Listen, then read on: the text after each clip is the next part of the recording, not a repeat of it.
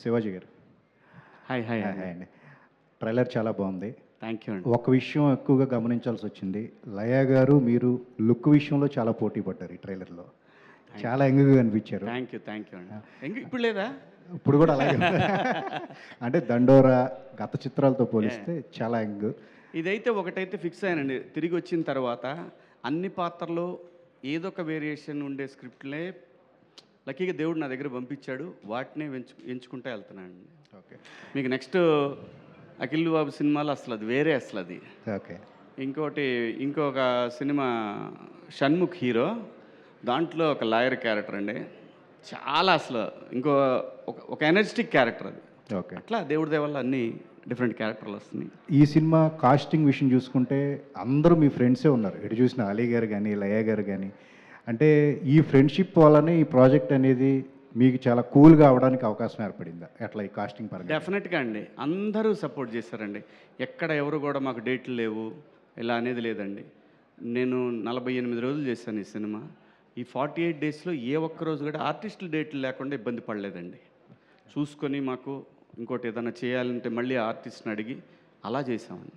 Okay. అంటే ఈ cinema నవ్విస్తుందా, thrill చేస్తుందా, ఎట్లా ఏ జోనర్ అనుకోవాలి ఈ సినిమాని మనం? డెఫినెట్గా నవ్విస్తూ టెన్షన్ పెడుతుందండి. డార్క్ కామెడీ ఫిల్మ్ అండి. ఓకే. డెఫినెట్గా లాస్ట్ వరకు మీరు చచ్చినట్టు చూడాల్సిందే సినిమా. మధ్యలో కొంత దూరం చూసి వదిలేద్దామంటే అయ్యే పని కాదు. ఒక దశకు వచ్చిన దగ్గర నుంచి మీ వల్ల కాదు అది. ఎవరు ఏంటి ఎందుకు ఇలాగా అనేది మాత్రం లాస్ట్ శుభం కార్డు వరకు అది ఉంటుందండి. లేకపోతే వీళ్ళు అంత ఈజీగా ఒప్పుకోరు కదండి ఈ టీవీలో. సాయి కృష్ణ గారు, కొన్ని సినిమాలు మీరు అలా సినిమాలు ఒరిజినల్ ఫిలిం అని చేస్తున్నారు, కొన్నేమో సిరీస్ని తీసి దాన్ని సినిమాలుగా తీస్తూ ఉన్నారు. ఏంటండి మీ ప్లాన్ ఆఫ్ యాక్షన్? కొన్ని ఎట్లా చేంజ్ ఓవర్ అవుతూ ఉన్నారు? ఏంటి ట్రెండ్ని బట్టి వెళ్తున్నారా ఎట్లాగా? కనుక అది ఏదో సినిమా అనౌన్స్ చేశారు కదా ఈ మధ్య, కనకం 3 కదా. ఇది బేసికలీ క్యారెక్టర్స్ పాపులర్ అయ్యే కొద్దీ క్యారెక్టర్స్ ఇంకా జనాలు ఓన్ చేసుకున్న దాన్ని బట్టి అలా ప్లాన్ చేస్తున్నామండి. ముందే అనుకుంది ఏం కాదు. సో ముందు సీజన్ 2, సీజన్ 3 ఆర్ సీక్వెల్కి ఐడియాస్ ఉంటాయి. బట్ ఎలా డెవలప్ చేయాలని దానికి సక్సెస్ మెట్రిక్ అవుతుంది. సాయి గారు, అంటే ఇంత మంచి కంటెంట్ పెట్టుకుని ఎందుకు థియేటర్ లాంచ్కి వెళ్ళట్లేదు? ఈ సినిమా అంటున్నారా?